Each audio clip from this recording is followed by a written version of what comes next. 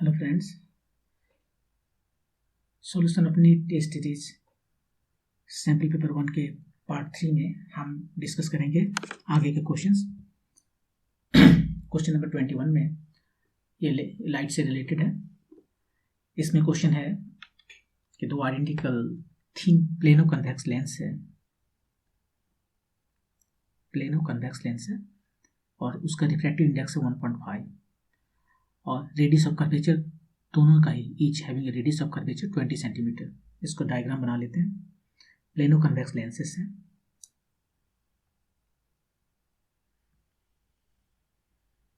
ये plano convex lens, एक side जो सो प्लेन है और दूसरे साइड में कर्वेचर है। तो दो ऐसे आइडेंटिकल थिन लेंस हैं और इसका रेडियस ऑफ कर्वेचर जो है सो 20 सेंटीमीटर है और रिफ्रैक्टिव इंडेक्स जो है सो 1.5 है। Are placed with their convex surface in contact. ये जो कन्वेक्स सरफेस है ये प्लेन सरफेस है, ये कन्वेक्स सरफेस जो है इसको कॉन्टैक्ट में रखा है।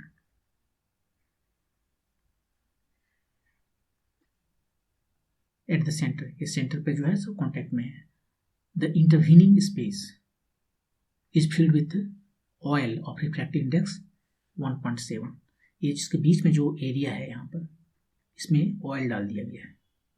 ये ऑयल भी एक लेंस की तरह काम करेगा जिसका दोनों ही कर्वेचर कनकेव है। तो हमारे पास तीन लेंस हुए, ये लेंस 1, लेंस 2 और लेंस 3। 1 और 3 आइडेंटिकल हैं, दोनों ही कन्वेक्स लेंस है। ए मत सोचिए कि ए जो है सो कन्वेक्स लेंस है और ए कनकेव लेंस है। ये भी कन्वेक्स है, ये भी कन्वेक्स है।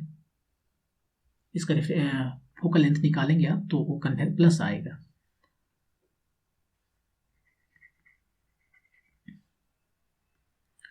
तो यहाँ पर तीन लेंसेस हैं, दो कन्वेक्स हुआ और एक कनकेव है। ये बीच वाला जो है सो कुछ इस तरह से दिख रहा है, दोनों ही एरिया कनकेव है। तो तीन लेंसेस हैं, दो कन्वेक्स और एक कनकेव। क्वेश्चन क्या है? The focal length of the combination is. Combination का फोकल लेंथ क्या होगा?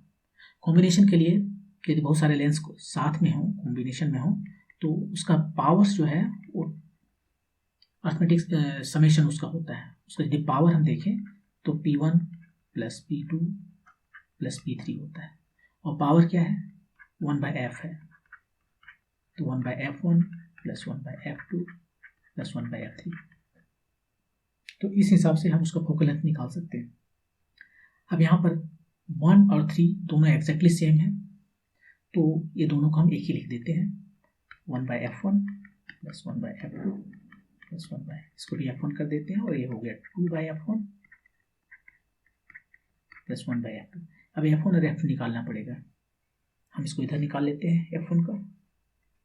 f1 के लिए फार्मूला क्या कौन सा लगाएं? यदि रिफ्रैक्टिव इंडेक्स दिया हुआ है और कर्वेचर दिया हुआ है तो हम कैसे निकाल सकते हैं इसका फोकल लेंथ?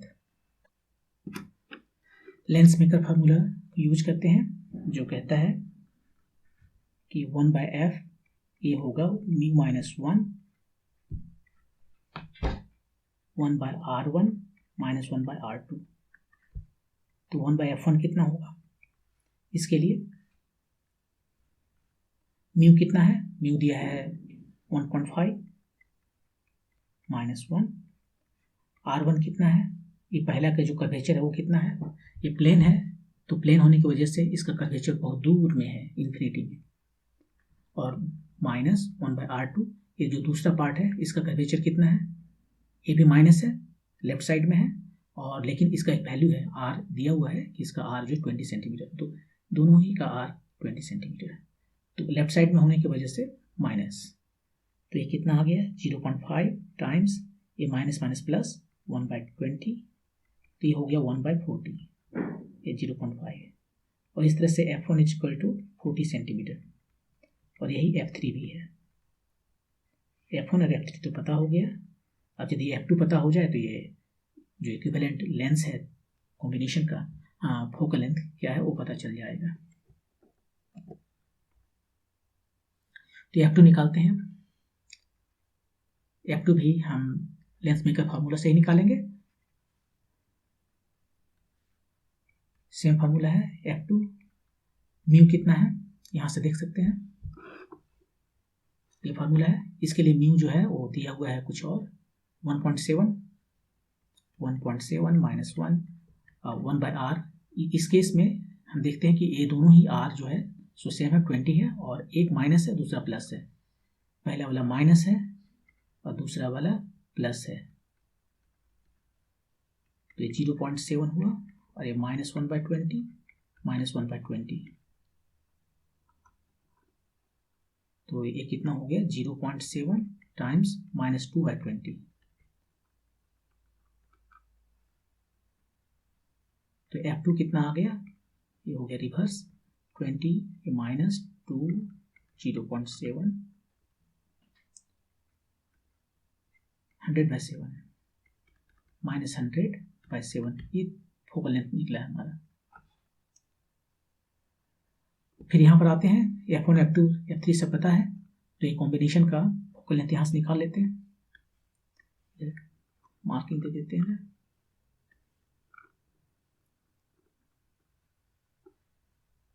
F1 कितना आया 40 सेंटीमीटर, ये प्लस है, कन्वेक्स लेंस है, प्लस F2 ये कनकेव लेंस है, तो माइनस होगा -100/7 -100/7। इसको यदि हम सॉल्व करें तो ये 200 हो गया, 10 7 -3 +3/7 +3/200, जो 1/f है, तो f हो गया 200/3, सो ऑलमोस्ट 67 सेंटीमीटर। ये फोकल लेंथ हुआ कॉम्बिनेशन का। नहीं, यहाँ थोड़ा सा मिस्टेक है, ये 7 नहीं, ये 14 होगा, 7 × 2 14, तो 14 - 10 ये -4, और ये हो गया -4,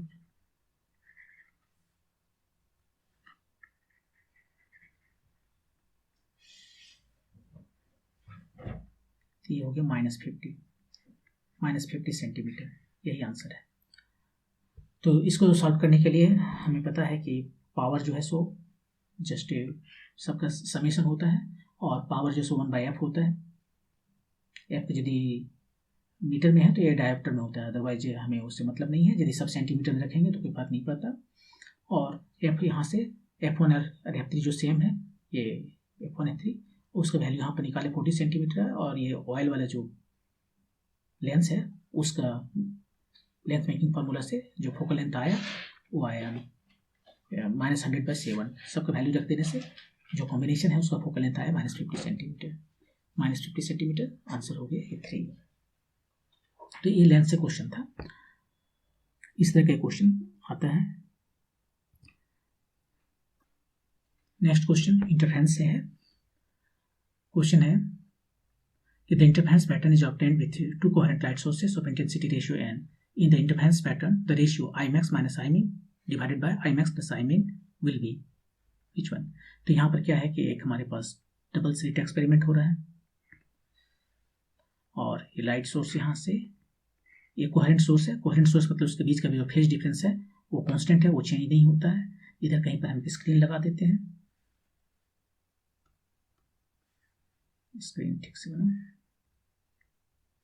और उसके बाद में हम किसी पॉइंट पर देखते हैं उसका इंटरफेरेंस पैटर्न।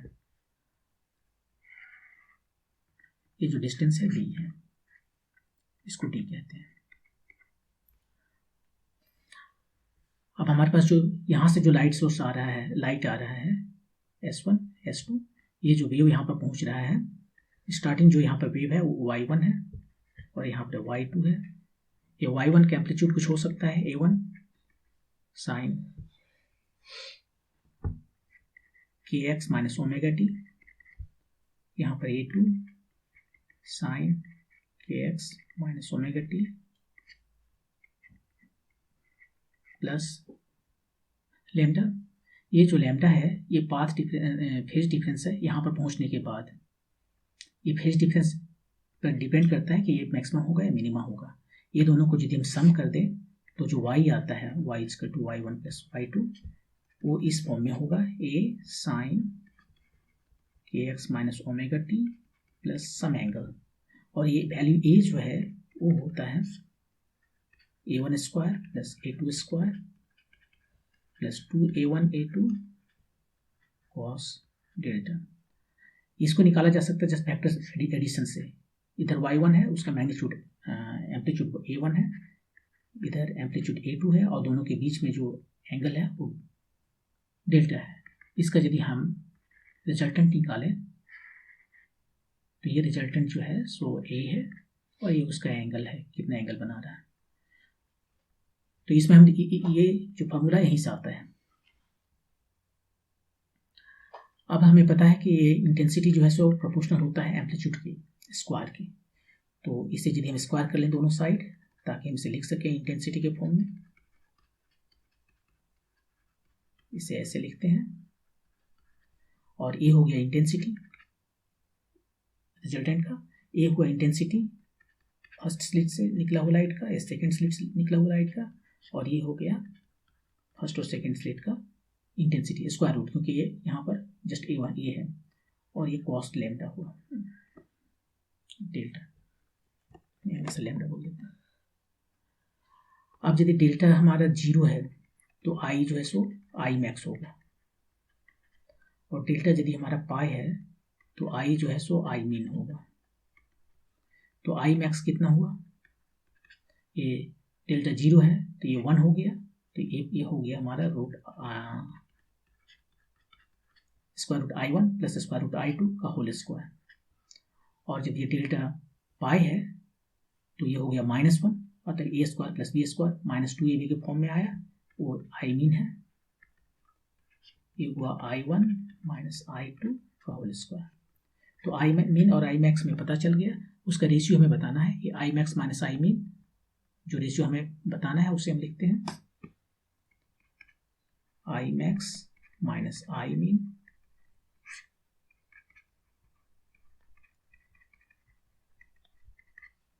ये दोनों को ऐड करते हैं,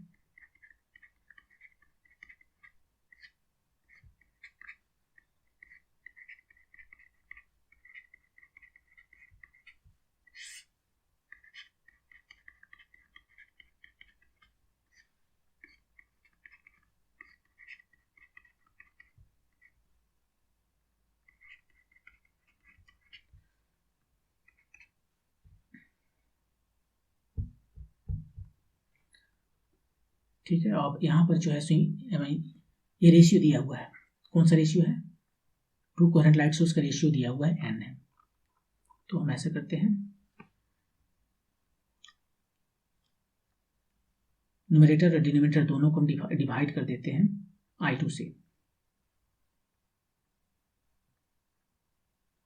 पहले इसको थोड़ा सिंप्लीफाई कर लेते हैं, ये a प्लस, यदि इसको सिंप्लीफाई करते हैं तो क्या आ जाएगा, ये आ जाएगा a plus B whole square minus a minus B whole square. ये कितना होता है, a plus B whole square minus a minus B whole square, ये कितना होता है, a square plus B square ये कैंसिल आउट हो गया, 2ab 4ab होता है। और यही बात यदि हमारा प्लस में रहे तो कितना होता है, तो ये -2ab और प्लस 2ab कैंसिल होगा, तो ये होगा 2a square plus B square. वही यहाँ पर यूज करेंगे, ये 4ab 4 a की जगह स्क्वायर रूट 1 और b की जगह स्क्वायर रूट i2, नीचे में twice a square plus B square, a square मतलब i1 का स्क्वायर और ये है i2 b इसका स्क्वायर, तो ये हमें आ गया 4 स्क्वायर रूट i1 i2 और नीचे में हुआ 2 i1 प्लस i2, ये दो तो चला गया, हमारे पास जो आया वो है 2 square root i1 i2 bye i1 plus i2। अब हम इसको डिवाइड कर देते हैं, i1 i2 जो है इसको i2 से हम डिवाइड कर देते हैं, स्क्वायर रूट के अंदर जाकर i2 स्क्वायर हो जाएगा और यहाँ पर हो जाएगा i1 प्लस i2, इसको i2 से डिवाइड कर दिया, i2 से न्यूमरेटर और डिनोमिनेटर दोनों को ही हमने डिवाइड कर दिया। तो कितना हो गया, ये 2 I1 बाय I2 और इधर हो गया I1 बाय I2 प्लस 1। दिया हुआ है कि ये रेशियो जो है I1 I2 का वो n है, जिसको हम यहाँ पर 2n लिख दिए और नीचे में n प्लस 1। तो यही हमारा आंसर होगा 2 square root of n by n plus 1।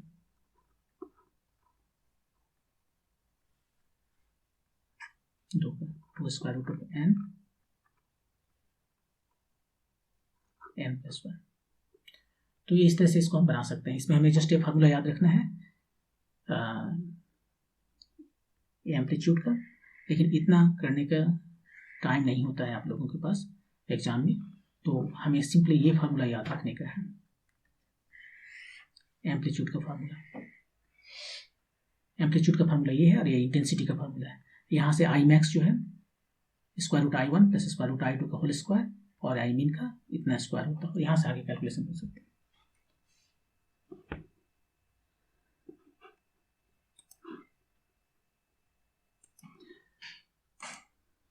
Next question,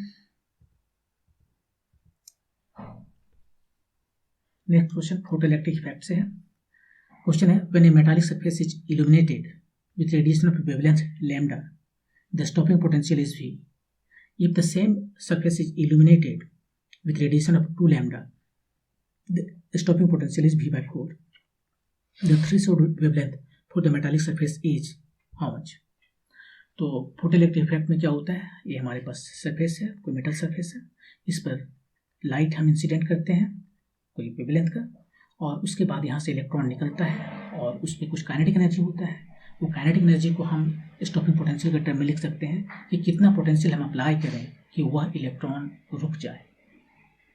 तो उस काइनेटिक एनर्जी जो है उसको हम ईवी के फॉर्म में लिखते हैं।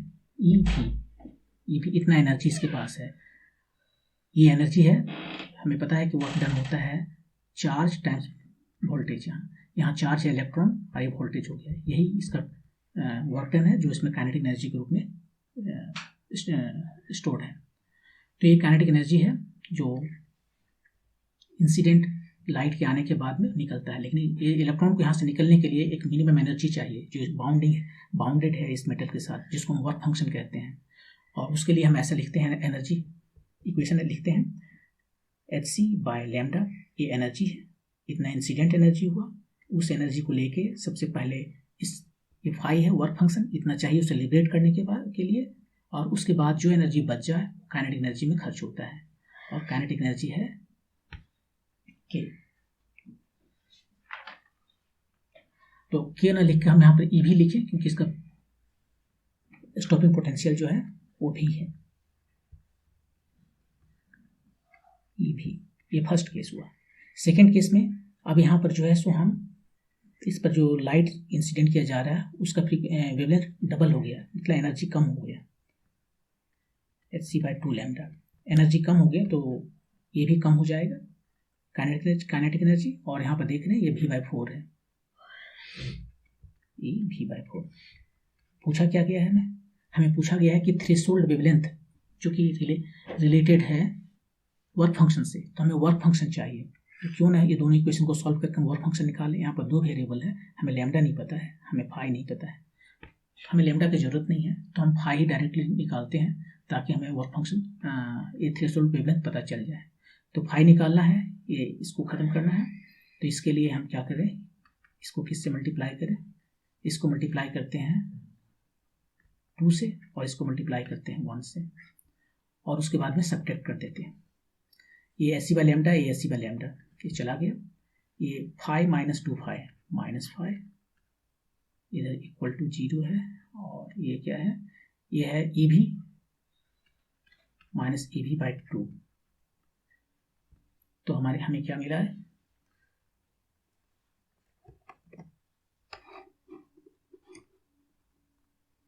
हमें मिला फाई इक्वल टू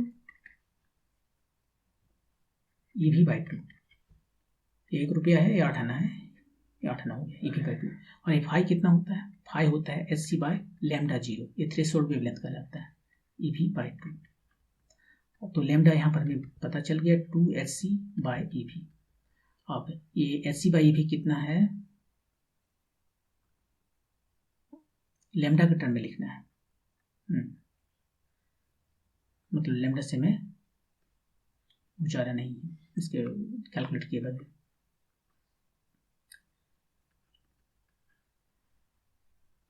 तो लैम्डा निकाल लेते हैं ये दोनों इक्वेशन से। जिस फाई को एलिमिनेट करेंगे लैम्डा निकल जाएगा। उस इक्वेशन को यहाँ पर हम आपके लिए फिर से लिख लेते हैं। hc/2 लैम्डा, ये था v/4। जस्ट सब्ट्रैक्ट करते हैं, ये चला गया यहाँ पर hc लैम्डा, ये हो गया hc/2 लैम्डा, और ये हो गया ev3 ev/4। तो यहाँ से मैं hc/2 लैम्डा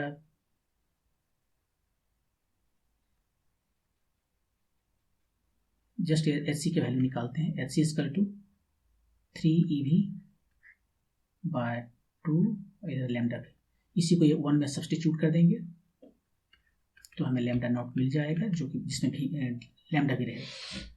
2hc का वैल्यू यहाँ पर लिखते हैं 3 ev λ/2 ev। ये दो चला गया, ev चला गया, तो कितना आया 3 लैम्डा। यही 3 लैम्डा हमारा आंसर हो गया। आंसर 3 है। तो सबसे पहले हम इक्वेशन लिख लेते हैं। फोटोइलेक्ट्रिक इफेक्ट में जो होता है, ये एनर्जी है इंसिडेंट लाइट का, और थोड़ा सा एनर्जी चाहिए इसको निकालने के लिए, जिसको वर्क फंक्शन कहते हैं, और जो बच गया वो काइनेटिक एनर्जी हो गया। फर्स्ट केस में काइनेटिक एनर्जी का स्टॉपिंग पोटेंशियल भी था, तो काइनेटिक एनर्जी EV हुआ। सेकंड केस में स्टॉपिंग पोटेंशियल V/4 है, तो एनर्जी EV/4 हो गया। और इस सेकंड केस में वेवलेंथ 2 लैम्डा था। ये दोनों को सॉल्व करके हमें दोनों निकालना होगा। फाई निकालना होगा, जो हमने यहाँ निकाला फाई, और लैम्डा भी निकालना होगा। लैम्डा यहाँ पर निकाला, इस जगह पर लैम्डा पता है हमें, और फाई जो है वही hc/λ है। फाई क्या है? एनर्जी है। एनर्जी वो एनर्जी जिससे इलेक्ट्रॉन निकले 0 स्पीड से, तो फाई को लिख सकते हैं hc/λ0, और यही थ्रेशोल्ड वेवलेंथ है, और इसका वैल्यू हमने निकाला 3 लैम्डा निकल गया। नेक्स्ट क्वेश्चन है एटॉमिक मॉडल से, बोर का एटॉमिक मॉडल से। क्वेश्चन क्या है? If an electron in a hydrogen atom jumps from third orbit to second orbit, it emits a photon of wavelength lambda. ठीक है, यहाँ पर हम बनाते हैं, ये न्यूक्लियस मान लेते हैं जिसमें प्रोटॉन वगैरह है। एक ये हुआ, ये पूरा अच्छा नहीं है लेकिन फिर भी मान लेते हैं। एक ये सेल है LHAlAm, यहाँ पर n = 1, n = 2, n = 3। तो थर्ड टू सेकंड ऑर्बिट में जंप कर रहा है hydrogen atom. An electron in hydrogen atom jumps from third to second, ये थर्ड से सेकंड में आ रहा है। कुछ लाइट निकलेगा, उसका कुछ वेवलेंथ होगा, वो लैम्डा है। When it jumps from fourth orbit to third orbit, एक और बना देना चाहिए, ये फोर्थ टू थर्ड, ये यहाँ पर फोर्थ टू थर्ड जंप करता है, तो इधर से इलेक्ट्रॉन निकलता है, उसका वेवलेंथ है corresponding wavelength of the photon कितना है मुझे बताना है, नहीं पता है, नहीं बताना है। इसको कैसे बनाया जाए? इसको बनाने के दो तरीके हैं। एक तो फॉर्मूला है कि जब एक ऑर्बिट से दूसरे ऑर्बिट में जंप करता है इलेक्ट्रॉन, तो जो है वेवलेंथ, जो फोटोन निकलते हैं उसका वेवलेंथ क्या होगा, उसके लिए डायरेक्ट फॉर्मूला है कुछ इस तरह से।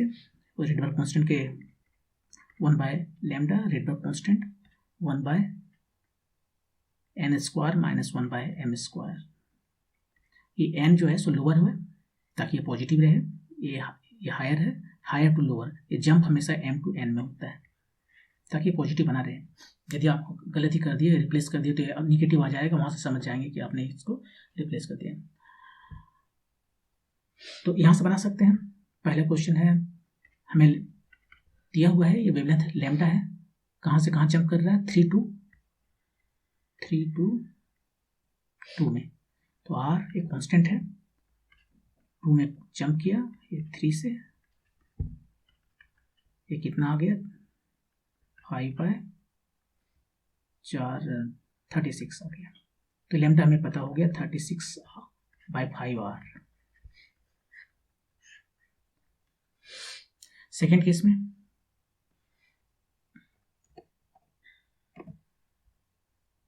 सेकेंड केस में जो हमसे पूछा जा रहा है कि जब फोर्थ टू थर्ड में जंप करेगा तो क्या वैल्यू होगा लैम्डा का। फोर्थ टू थर्ड में जंप करेगा, फिर वही फॉर्मूला लगाएंगे। ये लैम्डा हमें पता नहीं है, आर यहाँ पर आर का वैल्यू में नहीं पता है, एक्चुअली आपको पता रखना चाहिए, लेकिन खैर इसका जरूरत नहीं है इस क्वेश्चन में। 1/n² छोटा वाला 3² माइनस 1/4², तो ये कितना हुआ है, ये आया 16 माइनस 9, सो 16 में 7, 16 टाइम्स 9 144, और इसलिए लैम्डा प्राइम आ गया यहाँ पर 144/7 आर। तो 144/7 और 1/r का वैल्यू यहाँ से भी निकाल लेते हैं, ये होता है 5 λ/36। यहाँ से 1/r का वैल्यू 5 λ/36, ये 36 टाइम्स 4 20 λ/7, ये आपका आंसर हो गया। देखिए किस ऑप्शन में है 20 λ/7, ये थर्ड में है, ये थर्ड हो गया आंसर। तो इस तरीके से हम इसको निकाल लिए।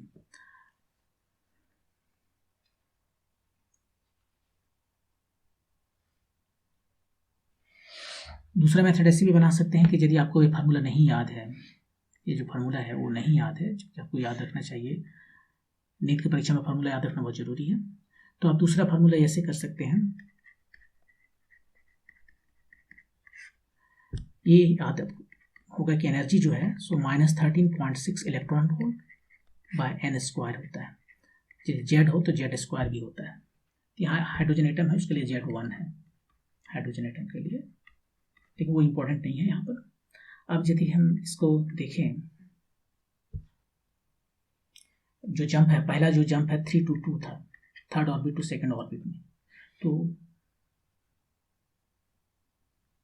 ये चेंज कितना हो रहा है एनर्जी में, थर्ड टू, ये जो चेंज हो रहा है एनर्जी में वो थर्ड टू सेकंड में आया है, तो इतना एनर्जी कम हो गया, और यही एनर्जी जो है सो फोटोन का होगा। पहले ज़्यादा एनर्जी था, अब कम एनर्जी हुआ है, तो जो एनर्जी बच गया, एक्सेस एनर्जी है, वो फोटोन के रूप में निकल जाएगा, वो होगा hc/λ। और E3 और -E2 ए कितना है, यहाँ से देख लेते हैं। E3 जिसका वैल्यू 3 रखना है, -13.6/9 minus minus plus 13.6/4 equal to hc/λ। ये कितना हो गया,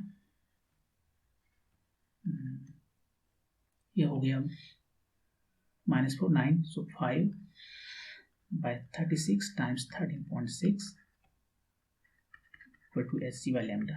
इसको इक्वेशन 1 कहते हैं। और सेकेंड केस में जो है, जो हमें पता करना है, वो जंप है 4 to 3, तो अब एनर्जी जो निकलेगा वो होगा E4 माइनस E3, और E4 कितना है, -13.6/4², 16, यहाँ प्लस हो गया 13.6/9, ये कितना हो गया 9 माइनस 7/144 टाइम्स 13.6, और यही एनर्जी है hc/λ प्राइम। इस बार जो फोटोन निकल रहा है, इस एक्सेस एनर्जी के इक्विवेलेंट उसके पास एनर्जी है, उसको हम कहते हैं लैम्डा प्राइम। इक्वेशन 1 और 2 से हम लैम्डा प्राइम निकाल सकते हैं इन टर्म्स ऑफ लैम्डा। क्या करना है, इसको इजी तरीका है कि इसको डिवाइड कर देते हैं। फर्स्ट को सेकंड से डिवाइड कर देते हैं, फर्स्ट को हम सेकंड से डिवाइड करते हैं, तो आ गया। इधर राइट साइड में देखते हैं, hc तो चला गया, लैम्डा नीचे है, और ए लैम्डा प्राइम ऊपर चला जाएगा। और इधर कितना है, पहले हमारा था a, तो उसको लिख लेते हैं 5/36 टाइम्स 13.6, इधर जो है 7 टाइम्स 13.6 टाइम 144 टाइम्स 4, ये तो चला गया, 5 टाइम्स 4 20/7, और ये लैम्डा, ये इतना आया, तो लैम्डा प्राइम जो है हमारा लैम्डा टाइम्स 20, इसको सिंप्लीफाई करें तो ये आ गया। तो दोनों में से कोई भी मेथड आप बना सकते हैं, आपको ये याद रखना ही पड़ेगा। इस क्वेश्चन के लिए नहीं बल्कि बहुत सारे अदर दूसरे क्वेश्चन के लिए कि एनर्जी जो हाइड्रोजन एटम में या हाइड्रोजन लाइक एटम में है वो होता है -13.6 electron volt divided by n square, और यदि वो हाइड्रोजन नहीं है तो जेड का वैल्यू चेंज होगा तो जेड स्क्वायर होगा, लेकिन उससे हाइड्रोजन लाइक इलेक्ट्रॉन होना पड़ेगा, मतलब उसके सारे इलेक्ट्रॉन को भगा देना पड़ेगा, केवल एक इलेक्ट्रॉन रखना पड़ेगा। तो ये था क्वेश्चन नील्स बोर के एटॉमिक मॉडल थ्योरी से। नेक्स्ट क्वेश्चन पे चलते हैं। नेक्स्ट क्वेश्चन ये है रेडियो न्यूक्लियस से। यहाँ पर अल्फा पार्टिकल के बारे में बात कर रहे हैं कि अल्फा पार्टिकल क्या है। तो ये तो इन्फॉर्मेशन बेस्ड क्वेश्चन है। या रेडियो एक्टिविटी में आपने पढ़ा कि अल्फा पार्टिकल्स होते हैं, बीटा पार्टिकल्स होते हैं या बीटा रेज होते हैं, अल्फा रेज भी हो जाएंगे। यदि एक से ज़्यादा पार्टिकल रहे तो वो रेज हो जाते हैं। जैसे ट्रेन में एक डब्बा है तो बोगी है, और बहुत सारे डब्बे हो गए तो ट्रेन्स हो गए। और गामा रेज होते हैं। ये तीन चीज़ें होती हैं। अल्फा पार्टिकल ये क्या है? ये जस्ट हीलियम न्यूक्लियस है, कोई इलेक्ट्रॉन यहाँ नहीं है। देखिए हम रेडियो एक्टिव, हम यहाँ न्यूक्लियस की बात कर रहे हैं। जब न्यूक्लियस की बात करते हैं तो इलेक्ट्रॉन बेकार की बातें हैं, कोई इलेक्ट्रॉन नहीं रहेगा उतना एनर्जी में जहाँ पर हम न्यूक्लियस की बातें करते हैं। तो यहाँ पर जो है सो ये अल्फा पार्टिकल से ये हीलियम न्यूक्लियस हो गया, हीलियम प्लस प्लस, दोनों इलेक्ट्रॉन भाग गया। अब इसके पास कोई भी इलेक्ट्रॉन नहीं है, जस्ट न्यूक्लियस है उसका। हीलियम में 2 प्रोटॉन है और 2 न्यूट्रॉन है और कुछ भी नहीं है। यदि बीटा पार्टिकल की बात करते हैं तो बीटा पार्टिकल जो है सो ये इलेक्ट्रॉन्स है, बस फास्ट मूविंग इलेक्ट्रॉन्स है, ये इलेक्ट्रॉन है और कुछ भी नहीं। ये अलग बात है कि इलेक्ट्रॉन यहाँ पर आता कैसे। अभी हमने बोला कि न्यूक्लियस में हम बात नहीं कर सकते इलेक्ट्रॉन की, लेकिन फिर यहाँ पर इलेक्ट्रॉन आ रहा है, ये बीटा पार्टिकल जिसको कह रहे हैं, वो आता है, न्यूट्रॉन ही बन जाता है प्रोटॉन और इलेक्ट्रॉन, या फिर प्रोटॉन बन जाता है न्यूट्रॉन और बीटा प्लस ने की एंटी पार्टिकल इस इलेक्ट्रॉन का, जिसको पॉजिट्रॉन के नाम से जानते हैं। और उसके बाद तीसरा है गामा रेज। ये सिंपली रेडिएशन है, ये कोई पार्टिकल नहीं है, इसमें कोई इलेक्ट्रॉन नहीं, कोई प्रोटॉन नहीं, कोई न्यूट्रॉन नहीं, जस्ट रेडिएशन है, एनर्जी है। और ये बहुत ही खतरनाक एनर्जी है, इससे कैंसर हो जाएगा आराम से। और ये सबसे ज़्यादा दूर तक चलता है। ये बहुत ज़्यादा दूर नहीं चल सकता, बहुत थोड़ा पेपर भी दे देने से वो रुक जाएगा। ये उससे थोड़ा ज़्यादा दूर ये चलेगा और ये बहुत ही दूर तक चलेगा। तो देखें इस क्वेश्चन में अल्फा पार्टिकल जो है सो क्या है? हीलियम न्यूक्लियस, 2 प्रोटॉन और 2 न्यूट्रॉन, कोई इलेक्ट्रॉन नहीं। तो इसका आंसर ये है 4। ओके, नेक्स्ट क्वेश्चन चलते हैं। नेक्स्ट क्वेश्चन इलेक्ट्रॉनिक से है। यहाँ पर डायोड दिया गया है और पूछ रहा है कि which one of the following represents forward biased. ये जो डायोड है, डायोड का जो सिंबल ऐसे देते हैं, इसमें ये जो बड़ी लाइन है वो पी टाइप दिखाता है। ये सारे सेमीकंडक्टर डायोड का सिंबल है। और इधर जो है ये वो एन टाइप दिखाता है। फॉरवर्ड बायस्ड का मतलब है यदि पी टाइप को हम पॉजिटिव टर्मिनल से लगा दें और एन टाइप को निगेटिव टर्मिनल से लगा दें तो इसको हम कहते हैं फॉरवर्ड बायस्ड है। यदि इसका उल्टा है तो रिवर्स बायस हो जाएगा, जैसे इस केस में हम बनाते हैं।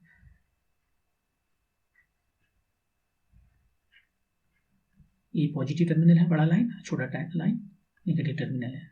तो ये पी टाइप, एन टाइप जो है पॉजिटिव के साथ गया तो ये रिवर्स बायस हो गया। अब इसको देख के बताना है कि कौन फॉरवर्ड बायस्ड है।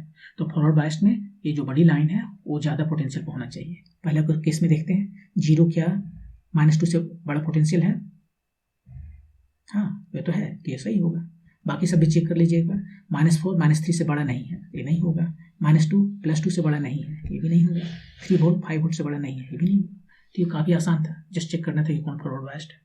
तो ये इलेक्ट्रॉनिक का सवाल था, बहुत ईजी। नेक्स्ट क्वेश्चन फिर इलेक्ट्रॉनिक से है। आपके गेट्स आए हैं। गेट्स में 3 गेट्स होते हैं। एक ये एंड गेट हुआ जिसका सिंबल ये है एंड, और गेट हुआ जिसका सिंबल है इस तरीके से, और एक नॉट गेट है जिसका सिंबल कुछ इस तरह से देते हैं। ये नॉट गेट है। नॉट गेट मतलब 1 देने पर 0 आएगा, 0 देने पर 1 आएगा।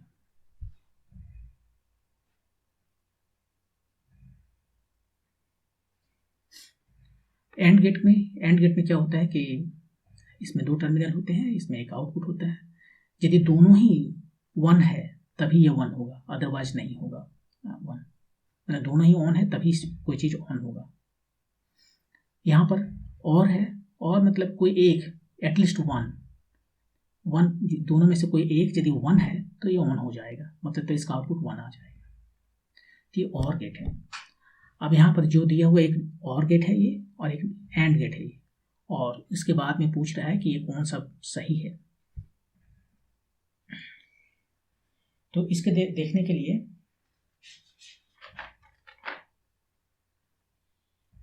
क्या हम करते हैं कि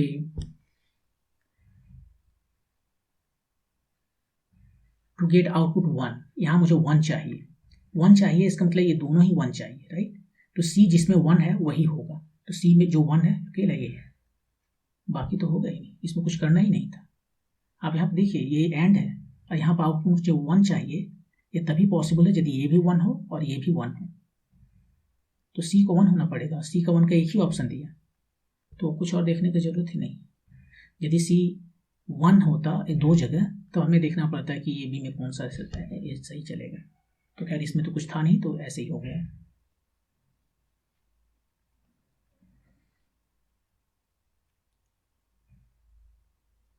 वैसे यदि इतना आसान क्वेश्चन हर समय नहीं पूछता है तो इसको हम थोड़ा सा और एक्सप्लेन कर देते हैं कि ए है, ए बी है और ये सी है। ए बी यहाँ से निकलेगा, इसको थोड़ा हटा देते हैं। ए बी यहाँ निकलेगा तो ये क्या बनेगा, ए प्लस बी। ये साइन है, जस्ट रिप्रेजेंटेशन है कि और गेट हुआ है। ए प्लस बी का जो आउटपुट है वो 1 होगा यदि एटलीस्ट 1 ऑफ देम इज 1। और ये सी है, इधर से सी आया, ये दोनों यहाँ पर जब आ रहे हैं तो ए प्लस बी एंड, ये एंड का साइन है। और यदि इसको हम एक्सपेंड करें, ए को सी के साथ एंड कर दिया गया और बी को सी के साथ एंड कर दिया गया। इसको करने की जरूरत नहीं है।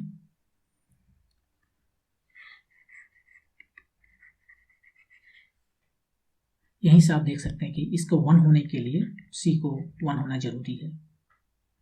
If C is equal to 1 and A plus B is equal to 1, तो सी को 1 होना पड़ेगा। और ए प्लस बी, जैसे मैंने बताया कि दूसरे जगह भी सी इज इक्वल टू 1 दे दिया, तो क्या करेंगे तब जो है सो यहाँ A plus B is equal to 1 होना चाहिए। सो either ऑफ ए और बी इक्वल टू 1, ये होना चाहिए। ऐसा नहीं हो सकता कि A equal to 0, B equal to 0, C is equal to 1, वो इसको सेटिस्फाई करेगा, ऐसा नहीं होगा। इस केस में भी नहीं है। यदि ऐसा हुआ A equal to 0, B equal to 0 और सी इक्वल टू 1, तो नहीं होगा। केवल सी इक्वल टू 1 देखने से नहीं चलेगा। इस पर्टिकुलर केस में उस तरह का सिचुएशन बना कि सी इक्वल टू 1 होने पर ए वो भी 1 था। तो यहाँ से हम देख सकते हैं, तो इस तरह का ऑपरेशन करने से ये इसको देखना आसान होता है कि आउटपुट क्या होगा। तो ये क्वेश्चन था 27 वेक्टर लॉजिक गेट से। नेक्स्ट क्वेश्चन पर आते हैं। आपकी क्वेश्चन है वेक्टर से। एक वेक्टर है 2i + 3j + 8k। यहाँ पर एक बार आपको हम फिर रिमाइंड करना चाहते हैं कि आप इसका ऑर्डर को जरूर देखें। ये मत सोचें कि पहला जो टर्म है वो i ही होगा, ये कभी कभी से रिप्लेस कर देता है आपके अवेयरनेस को चेक करने के लिए। ये परपेंडिकुलर है ये दूसरा वेक्टर पर। जैसे देखिए यहीं पर आपके अवेयरनेस को चेक करने के लिए j को पहले कर दिया, i को बाद में कर दिया।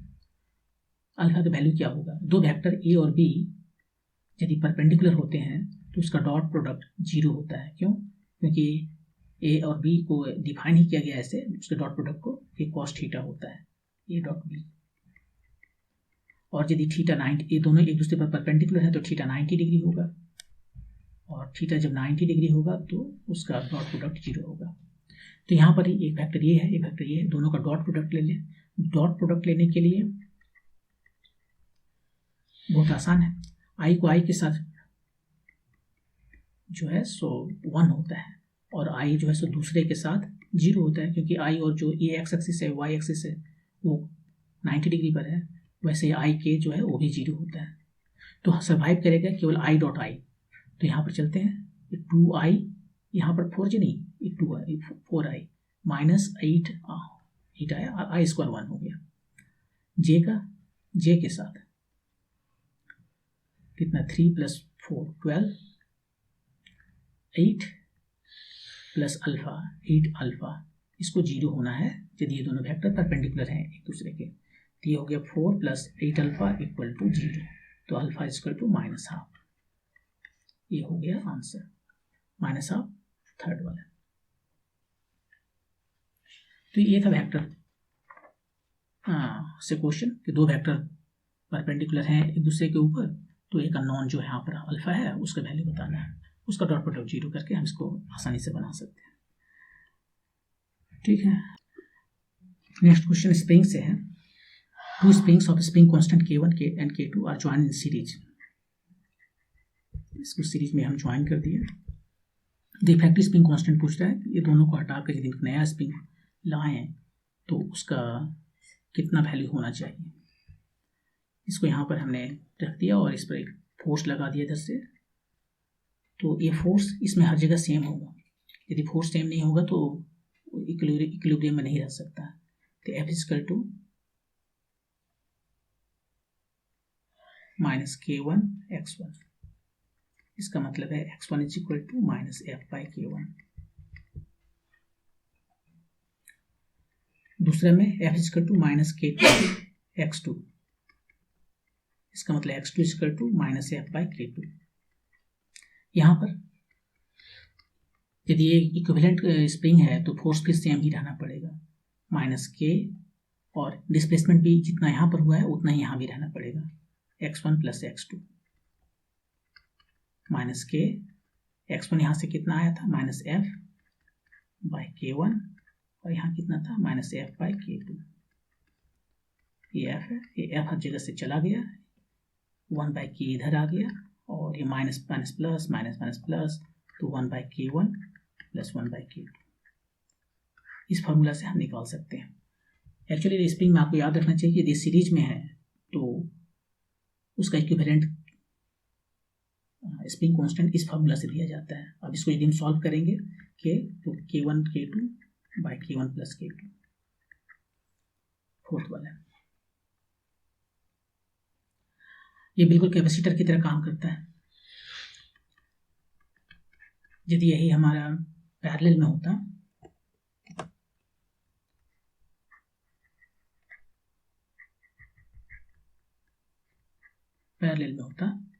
तो ये जो इसका इक्विवेलेंट स्प्रिंग कांस्टेंट होगा यहाँ पर K1 K2, इस केस में क्या होगा कि डिस्प्लेसमेंट सेम रहेगा, force equal to -K1 x1 -K2 x2, displacement same है।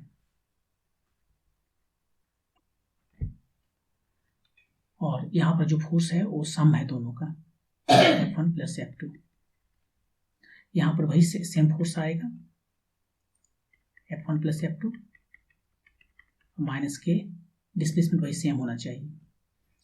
यहाँ से सब्स्टिट्यूट कर देते हैं, ये हमारा आया है K1x minus K2x equal to minus KX। तो इस तरह से हमें मिल गया K equal to K1 plus K2। ये बिल्कुल कैपेसिटर वाला है। तो स्प्रिंग जो है वो कैपेसिटर का फॉर्मूला हम लगाएंगे, पैरेलल रहने पर सिंपली ऐड कर देंगे, और यदि सीरीज में है तो उसका इन्वर्स उसको ऐड कर देंगे। तो ये क्वेश्चन था स्प्रिंग से। नेक्स्ट क्वेश्चन है इसे देखना होगा। Uniform rope of length L and mass M1 Hanks vertically from a rigid support. ये रिजिड सपोर्ट है। A block of mass M2 is attached to the free end of the rope.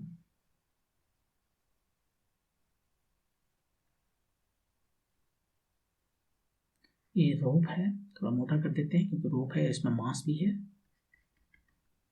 इसका मास है M1 और length है L, ठीक है। और इस पर एक मास है यहाँ पर जो M2 है।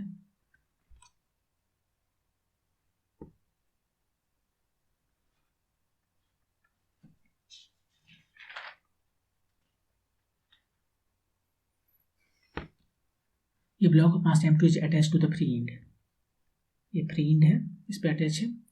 ये transverse pulse of wavelength lambda 1, एक पल्स मतलब कि एक पार्ट ऑफ वेव, बस छोटा सा, जैसे कि ये है, इस पर स्ट्रिंग है, इस पर पल्स यहाँ से दे दिए, ये मूव करते रहेगा। तो ये पल्स जो है सो उसका वेवलेंथ है lambda 1, is produced at the lower end of the rope. यहाँ पर लैम्डा 1 वेवलेंथ का एक पल्स प्रोड्यूस किया गया। ये आगे बढ़ेगा। The wavelength of the pulse when it reaches to the top, यहाँ पर उसका वेवलेंथ है लैम्डा 2। ये रेशियो क्या है लैम्डा 2 और लैम्डा 1 का, यही सवाल है। अब स्ट्रिंग में जब कोई स्ट्रिंग है और उसमें जब हम वेव ट्रेवल करता है, वो डिपेंड करता है दो चीज़ों पर।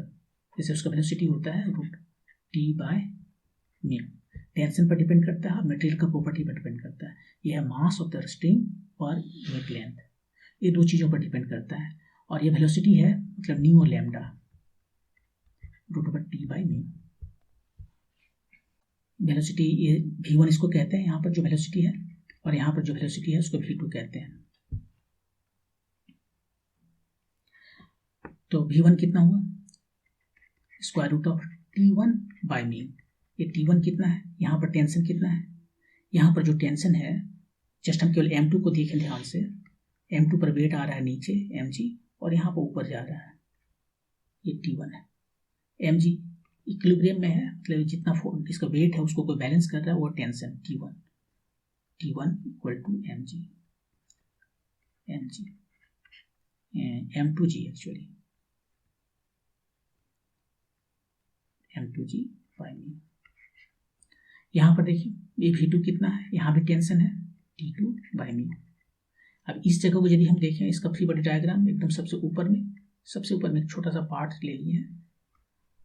पहले तो एक ऊपर में टेंशन लग रहा है T2 है, और उसके बाद में नीचे हर जगह इस यहाँ से यहाँ तक इसका जो वेट है वो और इसका जो वेट है वो, यही टेंशन बैलेंस कर रहा है।